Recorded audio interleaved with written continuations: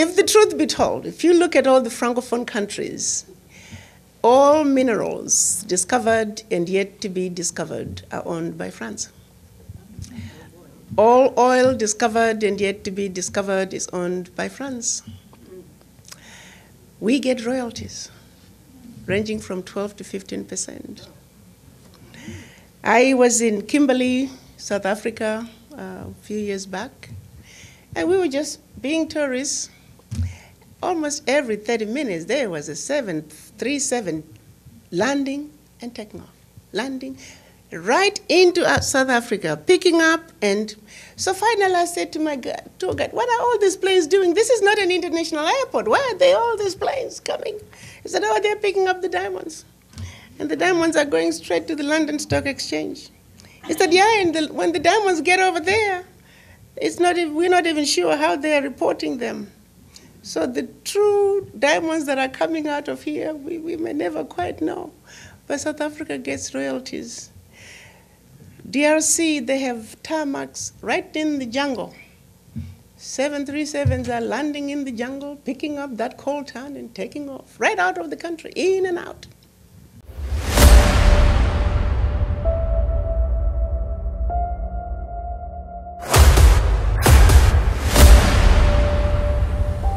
This is the journey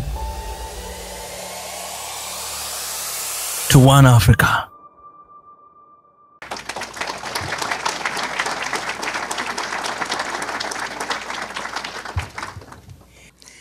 I couldn't help but be reminded and be taken back by your comments about the lady who was a Peace Corps. I am a product of the Peace Corps myself. My education in Zimbabwe, then Rhodesia. In high school, most of my teachers were Americans, British, Australians, and New Zealanders.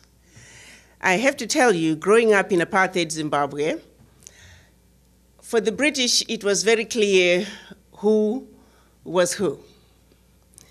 But what I remember the most about my American Peace Corps teachers is how simple and down to earth they were. They were teachers who would invite you to their houses for afternoon tea. They were teachers who wanted to go to your village with you on weekends, sit cross-legged with you and eat with their fingers out of the same bowl. I remember distinctly as a little girl back then that when I grew up, wherever these people came from, that's where I wanted to go. And fast forward, I ended up getting a scholarship, believe it or not, from the US government. But the scholarship, I could have gone anywhere else on earth. When the choice was given to me, there was no doubt in my mind I was going to America.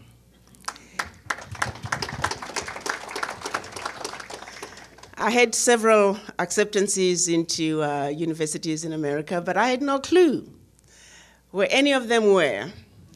I remember taking a map of the United States, and I was supposed to fly into New York City and trying to map out how far each one of them was from New York City and calculating the distance. So I wanted to go as far as I could go so I could see more of America.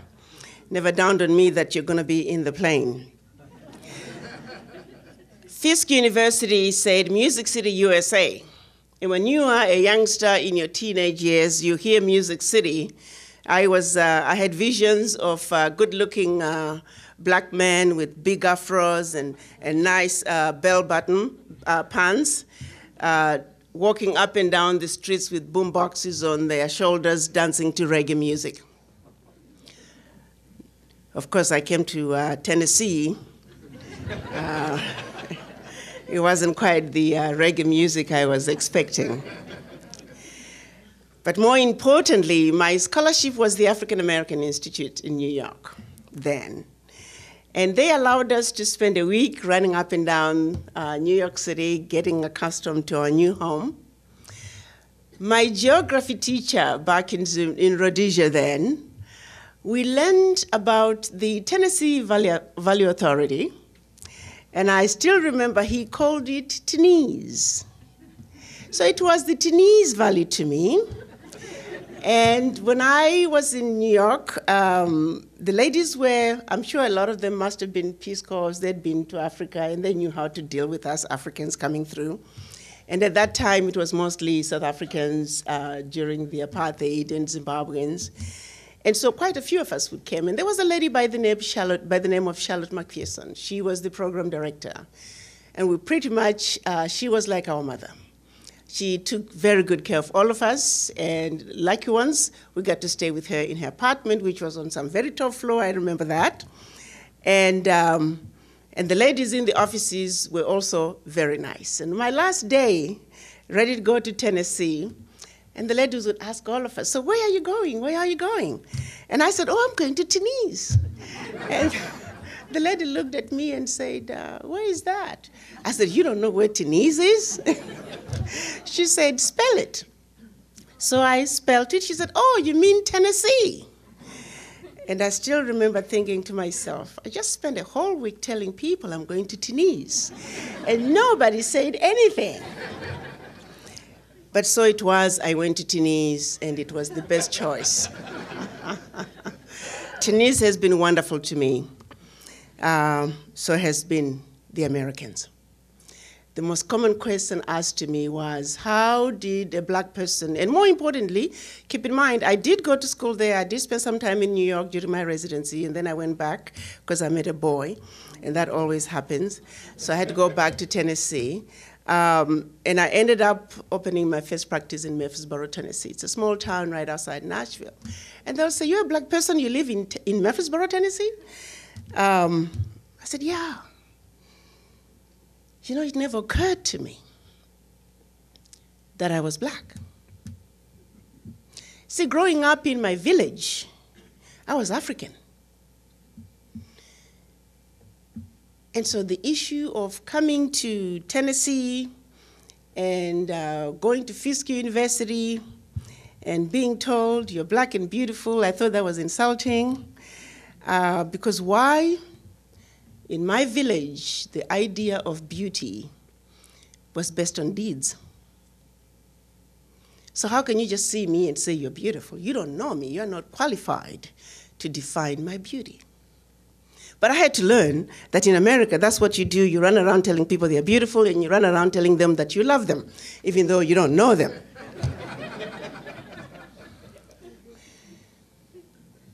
I thought I understood English.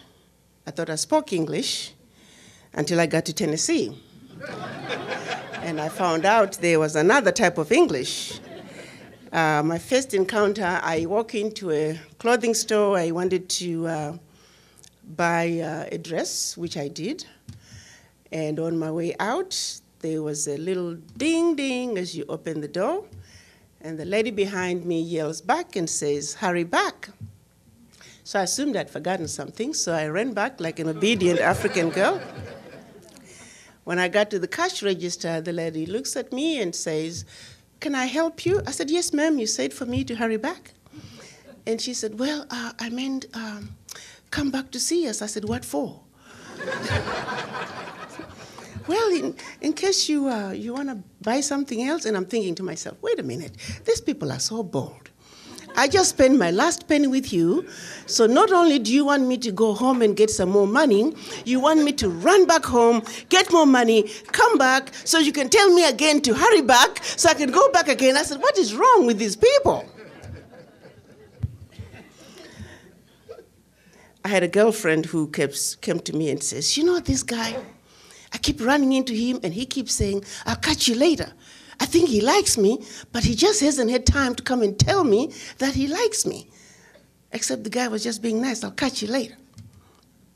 What do you mean you catch me later? I'm not running away. What a journey. Coming to America and coming to Tunis. Fast forward. I'm minding my own business in the middle of the night when a phone call came. It was the chairman of the African Union who made it very clear that the African Union has concluded that in order for true sustainable change to come to Africa, it has to be brought by the African diaspora. and she has decided I was to be the one. As a medical doctor and really never been involved in diplomacy, that was a tall order. She courted me like a man would have been courting a woman for 6 months, because I wasn't quite sure if I would be able to face the challenge. But finally, my husband looked at me and said, honey, you're being given a tremendous platform, a platform that you can do a lot more that you have been doing to date. And he said, if you don't accept this position, I don't ever want to hear you talk about what is wrong with our Africa. So it was that I did accept the position. As I've been traveling around this country as well as the continent, I'm appalled at how people just don't know about the African Union. So I've made it a mission to start every presentation by sharing with you the history of the African Union. The first ever non-union of any African states was in 1958. This is soon after our colonial masters were giving up their colonies. France in particular gave its colonies 2 choices. You can be free with some attachments to France, or you can be free completely with no attachments to France at all. They did not fathom any African country that would want to be free with no attachments to France. But to their surprise, Guinea and Mali said, no way, Jose, we want total liberation. Thank you, France. It's been wonderful, but go back home. Of course, the French, in their anger, they went in and took everything that they thought they had brought to Africa in those countries. They proceeded to pour concrete into the sewage pipes and completely devastated the 2 economies. The newly appointed president of Ghana, graduate of Lincoln University, thank you very much, in Pennsylvania. In his efforts to help these 2 economies, created the first ever non-union of any African states, which was Ghana, Guinea, and Mali. A few years later, a few states met in Morocco, and a few more states met in Addis Ababa. By 1963, the Pan-African leaders of the time decided it was time that the Africans rebuilt and recreated that which was destroyed by our colonial masters, starting with the implementation of the rule of divide and conquer during the Berlin Conference of 1885. And this is when they sat down, pulled out the map of Africa, and mind you, that was after they had made a decision that the African kingdoms that they found in Africa were too powerful, too sophisticated, with educational systems and religious systems, that if those systems were maintained, the program of turning Africa into a truly dominated continent would not succeed. So then they started with their program to make sure that they are going to let the Africans believe that everything that is African is bad and inferior, and that everything that is Western is better and desirable. So by 1885, they were ready for implementation. And during the Berlin Conference of 1885, they would look at a humongous kingdom. The more powerful the kingdom was, the more countries that came out of it. The birth of small countries like Togo, Guinea, Mali was conceived. Let me take you back to a country like Burundi, a country like Rwanda during genocide. It's easy for us to be superficial and understand Africa from a superficial point of view. The issue of the Hutus and the Tutsis goes back to 1885, Berlin Conference. First, Rwanda was given to Germany. Then Germany turned around and gave it to Belgium. The Belgians came in and said, well, you Tutsis, your nasal bridges have a smaller angulation. They used rulers to measure their nasal bridges. The straighter your nasal bridge was, the more desirable you were. And so the divisions began. The Hutus were felt to be not as beautiful, and not well suited to serve the master, and the Tutsis were more desirable. Fast forward, the Catholic priests came in and said, well, you Hutus, do you not see what the Tutsis are doing to you? They're coming to get you because they think you are not as beautiful and as desirable as you should be. So it is that the divisions deepened. What we saw in 1994 was the tip of the iceberg. You often wonder who was funding all those machetes that were pumped into Rwanda during that 1 month. So it is. I could go on and on about some of the situations going on in Africa, but be it as it may, as I take on my challenge as the ambassador of the African Union, I can't help but find myself going back to the beginning. How did we, the Africans, get here? And also, furthermore, come to the realization that our journey is far from over, that the seeds that were planted by our colonial masters centuries ago are still alive and well. I don't know if some of you have heard of the situation at Cornell. There was an article where the African-American students were protesting against the continental African students and the Caribbean students, claiming that the continental Africans and the Caribbean students were receiving preferential treatments by the Ivy League schools and using them to fill the quota for black enrollment. They did not protest against the Asians. They did not protest against the lower percentage of black enrollment, but it was easier to go after my brother. It was easier to go after my sister. I couldn't help but be reminded that that seed has percolated through generations, which is why the status of black people today is what it is. But the real bigger issue as I face the challenge of rebuilding our Africa is the realization that quite often many of us are still deeply colonized. Our actions are colonized. Our thinking, our decision-making processes, when we sit across that boardroom table as a CEO with degrees from Harvard and all the big schools around the world, we are still making decisions for Africa with a colonized mind. We are still leading our Africa with a colonized mind. And yet, we don't even realize that our actions are colonized. So as an ambassador, I wonder, where do I begin? Garbage in, garbage out.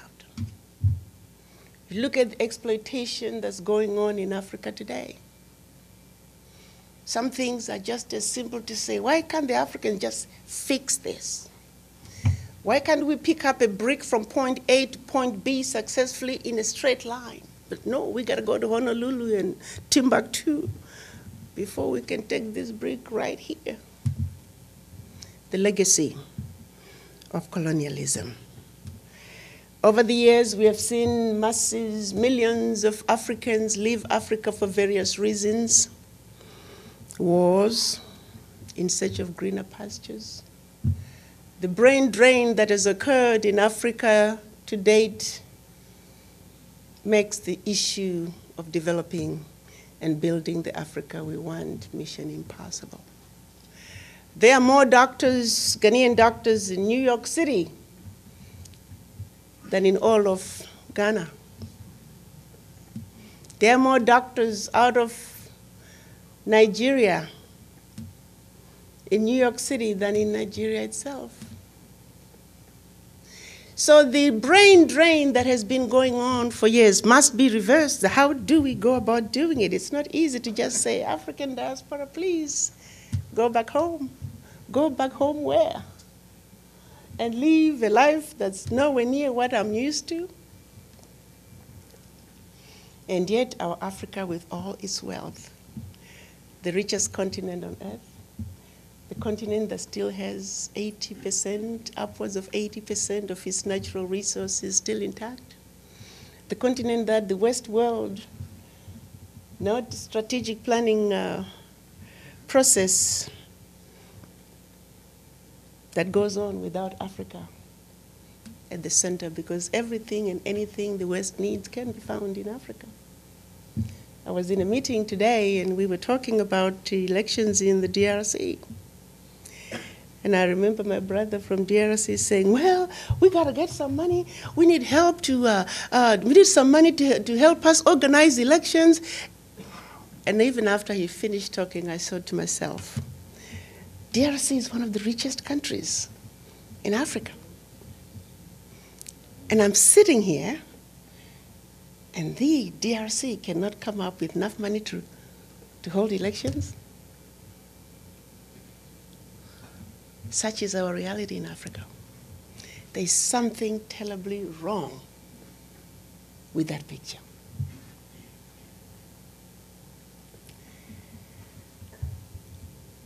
So when I analyze what Africa has to offer, talk about the minerals, check, we got that. Talk about the oil, check, we got that. The sun, solar, we got that. The best solar on earth. The only thing we have left to really complete the puzzle of what Africa needs is diaspora and Friends of Africa. You see, 1963, when Kwame Nkrumah came along with the Pan-African leaders, he made one proclamation. He said, you're not African because you were born in Africa, but rather, you are African because Africa is born in you. I know many who may have been born in Africa who are not Africans. And I also equally know many who may never have set foot in Africa who are very much Africans. I know many who have left Africa with suitcases chock full of humility, honor, and goodwill. But I equally know many who went to Africa with suitcases full of greed. I do know that between the African diaspora and the Friends of Africa who have Africa born in them, Africa is rich. And with a proper strategic plan in place, Africa can take its rightful place on the world stage. But it's going to come with the world speaking with one voice and saying, enough is enough. The exploitation that's going on in Africa must stop, and it must stop now. The world coming together and saying the corruption that's going on in Africa and into Africa must equally stop, because as long as the corruption is going on, we are fetching water with a leaking bucket. That's not an environment that investors want to come to. The land of milk and honey, that is our Africa.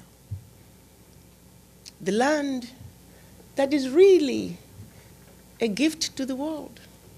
Some of you may not realize it, but when the world was one, when the world was Pangaea, the original map, I don't know how many of you know of Pangaea. That is our earth. That is the original map. So Africa belongs to all of us. Life began in Africa. But we must treat our Mother Africa fairly, manage her resources fairly, treat her fairly. Let's share our Africa fairly without one exploiting the other. One of the missions I have in my position is to pave the way for not only the diaspora, but friends of Africa who have Africa on their mind to go and join hands with us in building not only the Africa that we love, but the Africa that we need and the Africa that we want.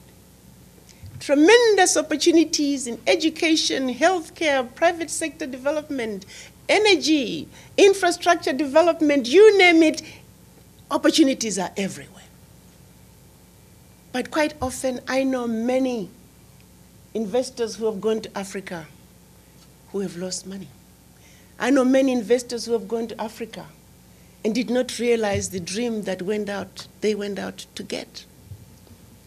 Well, I have a responsibility to make sure that no more. Because people of goodwill, people who have Africa on their mind must go to Africa and realize that which Africa has to offer. And we as Africans have a responsibility to make sure that we welcome you and pave the way for you and give you the right partnerships. So when you invest in Africa, the return on your investment is what you are expecting. But in return, you are also investing in the people of Africa. Let's take, for example, healthcare. If all the African diaspora doctors were to go back today, we're only going to meet 10% of the need. So no matter what we do, capacity building is what Africa needs. So that means projects in healthcare galore. So we have decided to embark on a program to truly rebuild our Africa from the ground and paving the way for the African diaspora and Friends of Africa to participate in the development of Africa. Currently, we have a plan to build 5 diaspora villages. Each village is going to be in one region, which will be a growth point for that region. It's going to have, starting out with a 1,000-bed hospital. Thank goodness, President of Zambia has stepped up to the plate and given us 132 acres of land, and there is more. On the Zambian side of Victoria Falls, prime location to start to build this village. There's going to be a pharmaceutical manufacturing plant. I don't know how many of you know, but over 50% of drugs going into Africa today have zero bioavailability. That corruption I was talking about again. People are dying thinking they're taking diabetic medications, high blood pressure medications, antibiotics. It happened to me. Sometimes when I travel, my legs swell. So I usually have my Lasix with me. This time I forgot my Lasix. I was in Ghana. So my husband and his friends said, oh, there's a pharmacy around the corner. I normally take only 20 milligrams. But they brought me a little thing with 40 milligram tablets. I'm like, 40 milligrams, that's too strong. But the little pill was so small, I said, okay, I'll just take it. It's one time. No response.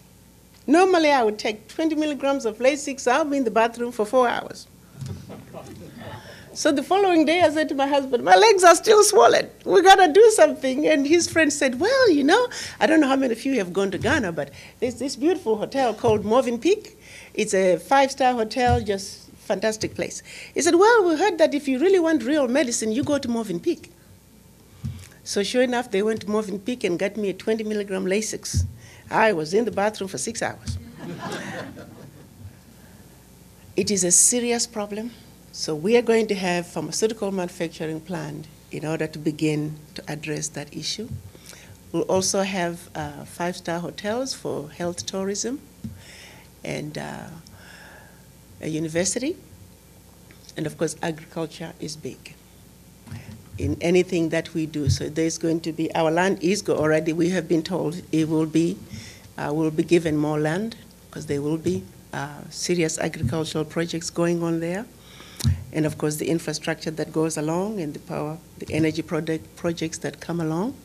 I'm saying this to say everything that's going to be done in that village can be duplicated millions of times over in the entire continent, because there is need.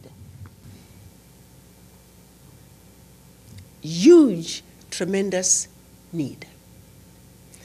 My responsibility is to see to it that those who have Africa on their mind, I pave the way for them to go to Africa and have a heck of a good time. But more importantly, partnering those friends of Africa with the African diaspora is a marriage that is destined to succeed. So while I am doing the politicking that I don't understand, that I attempt to try to understand, but I'm certainly not afraid to roll my sleeves and go to work and do what it takes to help build that Africa that we want and help the Africans come together. Birds sing not because they can, but because they have a song. The Africans have a song. Along with their friends of Africa, we hope to join hands and give the world the best melody the world has ever heard. In unison, as children of one Mother Africa, those born in Africa and those with Africa born in them.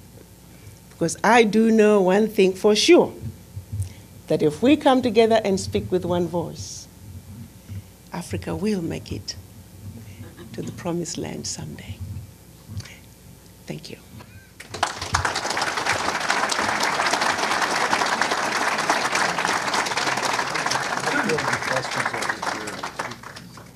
You answer them. Okay.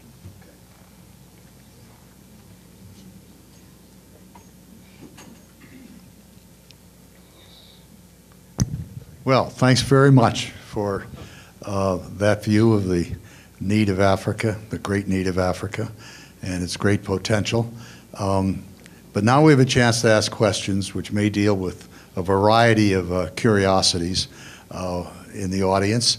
I've explained to the ambassador that I have to repeat the questions for the television camera, and we will, at 10 minutes after 7, I'll say some people can go if they really have to, and then we'll stay on for another 15 minutes. Ma'am, are there oil wells in the village that you're planning? And that land, because you said you were rich with the blood of the Yes. natural resources. We're going to be having 5 villages. And right now, the first village is in Zambia. There would be a village in West Africa, plus any development projects that go along with the region. So yes, most of West Africa has oil. Most of Northern Africa has oil. Who owns them? Well, you're taking this conversation somewhere else. If the truth be told, if you look at all the Francophone countries, all minerals discovered and yet to be discovered are owned by France. All oil discovered and yet to be discovered is owned by France. We get royalties ranging from 12 to 15%. I was in Kimberley, South Africa, a few years back, and we were just being tourists. Almost every 30 minutes, there was a 737 landing and taking off, landing right into South Africa, picking up. And so finally I said to my tour guide, what are all these planes doing? This is not an international airport. Why are they all these planes coming? He said, oh, they're picking up the diamonds. And the diamonds are going straight to the London Stock Exchange. He said, yeah, and when the diamonds get over there, we're not even sure how they're reporting them. So the true diamonds that are coming out of here, we may never quite know. But South Africa gets royalties. DRC, they have tarmacs right in the jungle. 737s are landing in the jungle, picking up that coltan and taking off, right out of the country, in and out. The mining is done by the French companies. The oil drills are run by the French companies. Now you understand what I was saying again to say, why can't we move this brick from point A to point B? Those are questions that we have to say, there is definitely something wrong with this picture. 60% of the world cocoa comes from West Africa, and yet we don't have a single cocoa processing plant. Go figure that. But that is our reality in Africa, and that equation has got to change. This ship must turn, because the game we are playing right now, we are using a losing strategy, and they have been playing a game with a losing strategy for far too long. So I can honestly tell you, as an African, I'm sick and tired of being sick and tired, and something's got to give. Would you comment on Chinese investments and major efforts of various kinds in Africa? Chinese is the involvement of the Chinese in Africa is an interesting one. You see, when you're hungry and you need food now, you'll get what you can get. So the difference between the Chinese, and I say this to my colleagues in the right places, to say, you all turn around and complain about China coming to Africa, but the reality is when I'm hungry and I need food now, I go to China, they say, how much? I come to the West, they make me jump through so many hoops. By the end of the hoops, I may not even finish. I will die before I finish jumping the hoops. That's the difference. So yes, as much as we may not, we're beginning to pull back now. Because China came in when African countries are having difficulties making ends meet. I mean, ideally, I would like to say, you know what, it's calculated that over $500 billion is leaving Africa every year from the Francophone countries to France. I'd like to say, France, please, stop that. Because we're the poor continent, and we're giving billions of dollars to France. If Africa could be allowed to keep what's rightfully belongs to Africa, maybe, just maybe, we could begin to turn the corner. So China is coming in to fill the gap that somehow the West has vacated. And we realize the issues with China, but now we are beginning to pull back and renegotiating those agreements. The difference between China and the United States in their engagement with Africa and the rest of Europe is that China and the United States never colonized Africa. So when we come to the table as Africans and the Americans on one side and the Chinese on the other side, we are losing the game because we're coming into a fight with knives, and the Americans have 357 Magnums. So until we Africans can now also come to the table properly armed, but at least we're having a conversation from an equal footing. France, we have got to first uproot France from the roots. And those roots are so deep-rooted. How do you take companies that are benefiting out of Africa and try to stabilize a country so the country can move on? Look at DRC. DRC, it's going to take a long time for DRC to be independent because of special interests. All those planes that are taking the mine, the minerals out of the jungle every day, how do you stop them? They're the ones who are going to start the coup. They're the ones who are going to start the civil war. Anything to keep the Africans chaotic while they continue to siphon what they want to siphon. That is also our reality. So even if we were to stop all the corruption from the leaders today, even if we were to stop all the terrorist activities in the different parts of Africa today, those outside forces will never allow it. They'll keep stirring the pot. Because you see, a stable Africa is an Africa that cannot be exploited. I don't know if some of you heard the story about 23, I'm sure all of you know, 23 years ago, there was a group of young men who were having fun in South Africa, and around that time, Equatorial Guinea had just discovered oil, and they cooked up a plan to have a coup in Equatorial Guinea, so while the Guineans were busy fighting a civil war, they're siphoning the oil. So it was sold as a quick investment with huge returns. The only mistake they made was they also wanted to acquire some weapons from Zimbabwe. So half their flight was full of weapons from South Africa. These were non-Africans, by the way. Prime Minister Thatcher's son was actually leading the group. I don't know if some of you can Google the story. There's actually a book on it.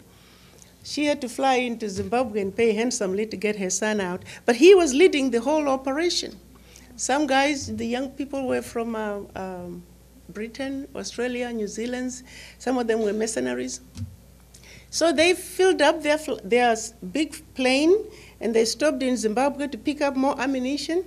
But I'm told Mugabe smelled a rat and wondered why young men who are going to hunt in Equatorial Guinea needed such powerful rifles.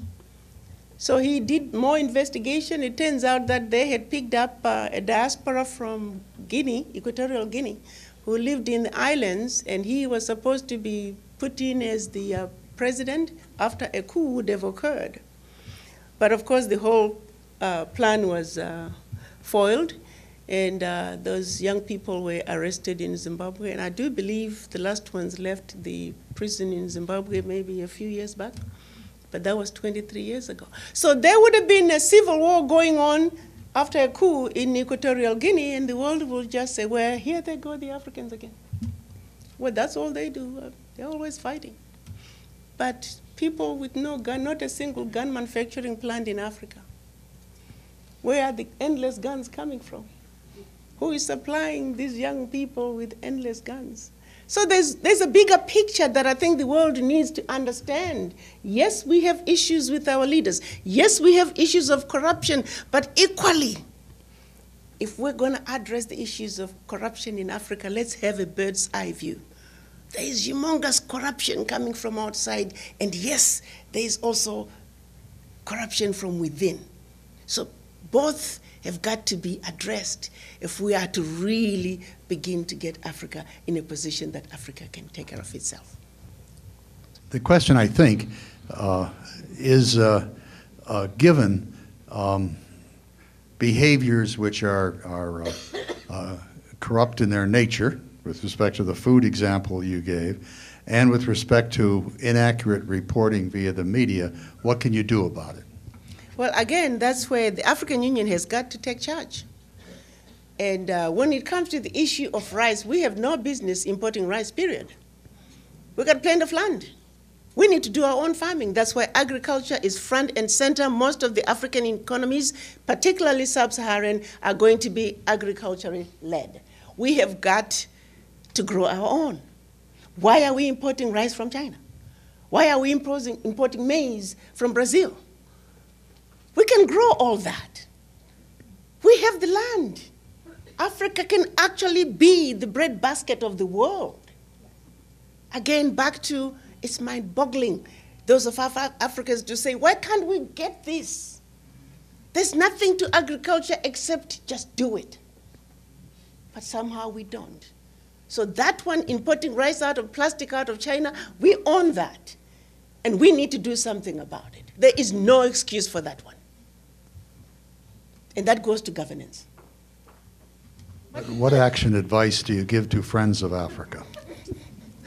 I think joining hands with the African diaspora is going to be what it's going to take. Because when you look at the situation on the continent, the capacity is just not there to fill the need. So in order for us to really develop the continent, we're going to need to join hands. The repatriation of the African diaspora is going to be crucial. The African Union has concluded true sustainable change has got to involve significant participation of the African diaspora and Friends of Africa, because the expertise that we need is outside and not inside. I think the young lady, though, wanted specific actions of some kind. What we are doing, what we are doing from a legislative point of view, not a whole lot. You are living in America, this is America. If you're in Europe, you know. But in Africa, we're saying, as the African diaspora, these villages will be growth centers that we can manage and even begin to address the issues of corruption. To say, we're going to run and operate these villages and slowly begin to absorb others, not only in that country, but in the region, the way we think Africa should be run. So yes, if you can, we're going to be going on a $10 challenge, which we're going to be launching. The chairperson will be here tomorrow, African Union chair. We're going to be launching $10 and your name, and let's make magic. So your $10, sign up and become a member. Beyond the diaspora and Friends of Africa, how would you identify the groups within Africa which might dynamically contribute to solutions? Thank you. That's a good question. Again, it goes back to the issue of capacity. Let's use healthcare as an example. If we were all to go back today, it's only 10% of the need. So you could try and have improvements in healthcare, but you're limited because the capacity is not there. That is just our reality. You look at education, universities, the professors are not there. I was in, I have one of my friend's daughters who was in medical school. Simple textbooks they didn't have.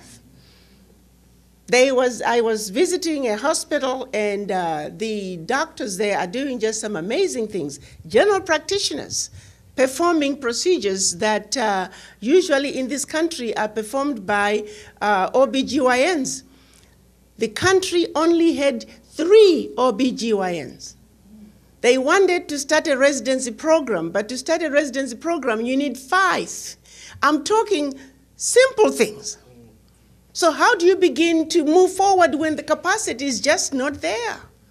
And that's why they're looking to the diaspora and Friends of Africa to fill the gap. In the immediate, our reality is even in schools, you have classes that have 100, 150 students per class. So we are fetching water with a leaking bucket. Unless decisions are made to put plans that are sustainable, that you can say 10 years from now, where are we? 10 years from now, are we at 15% of the doctors that are needed? Are we at 20? But right now we are going nowhere because the environment is not good enough for the diaspora to come back. But we are saying when we create these villages, we will create that environment that will make it possible for the diaspora to go back home and participate in the building of Africa.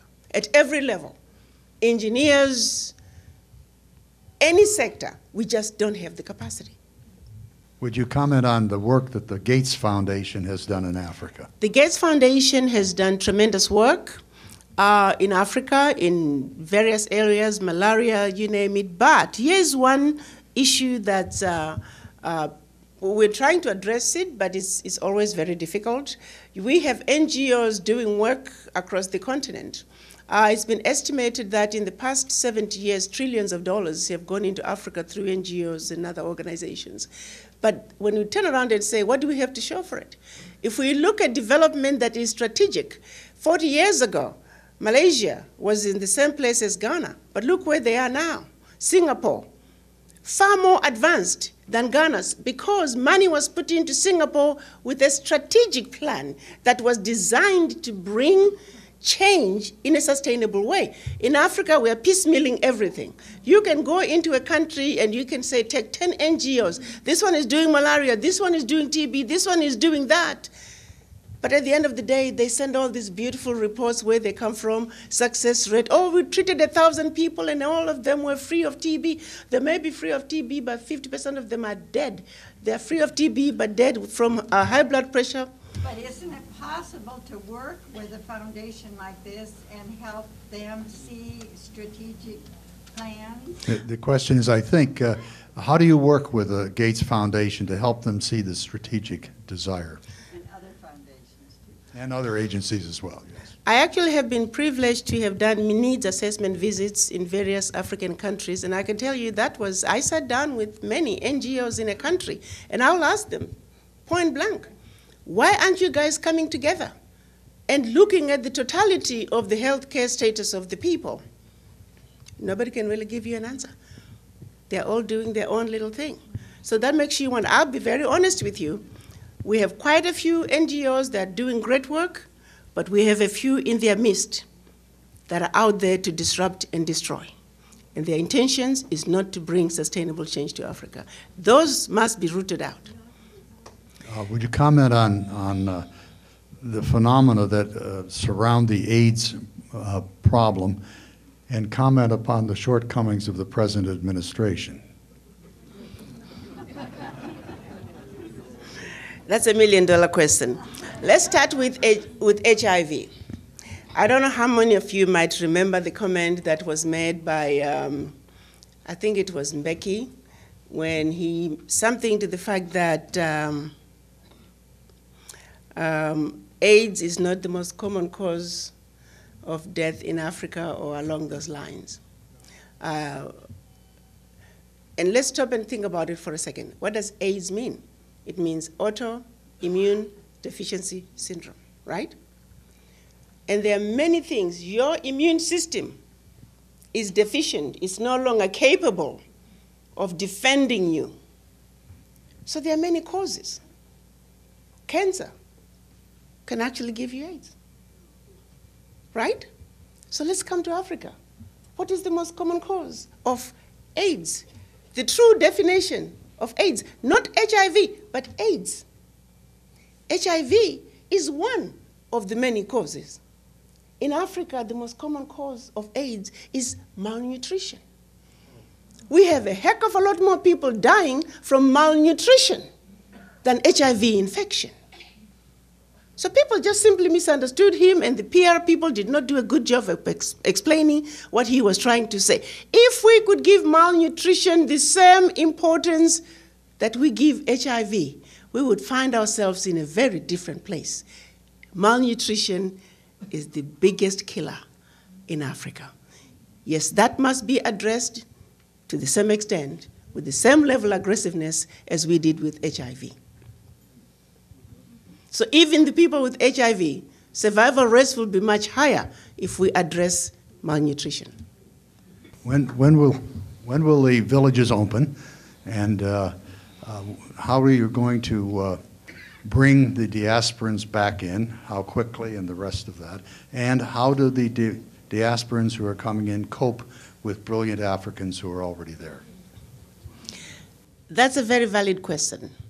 The villages, right now we're in the process of creating a diaspora database, mobilization. I like to use an example of the other diasporas in this country. If you look at, I often say, ask for the voices of the Indian diaspora, loud and clear. The Indians are doing amazing things in their countries of birth because they are organized. Ask for the voices of other ethnic groups, the Jews, the Irish, the Chinese, the Mexicans, very organized. They speak with one voice. When you ask for the voices of the Africans, you might as well go to the graveyard because we are nowhere to be heard. So first and foremost, we must unite, and we must speak with one voice, and we must stand up and be counted. Because unless we know who you are and where you are and what you do, we can't begin to formulate a plan. So first and foremost, diaspora mobilization, creating a professional registry, and of course, fundraising.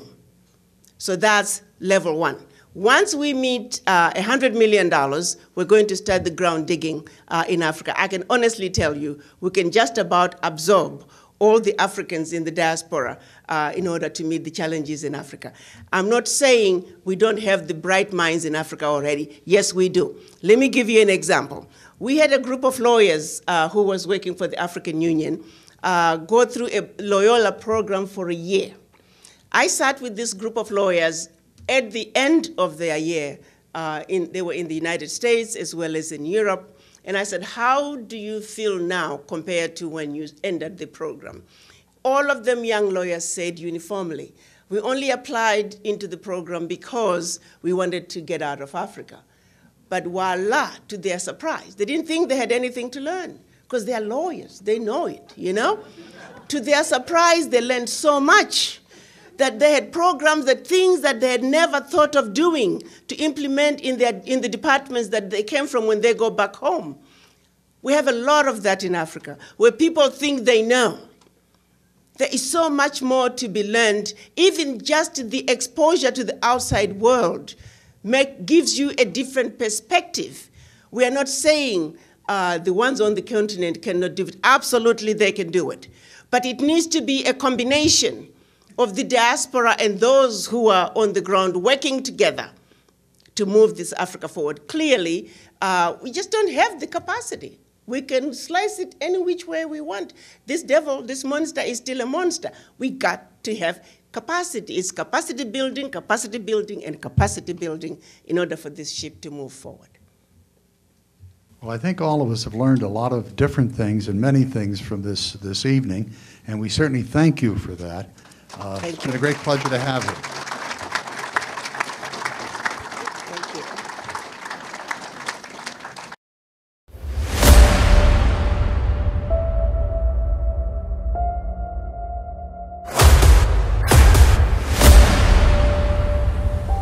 This is the journey to one Africa.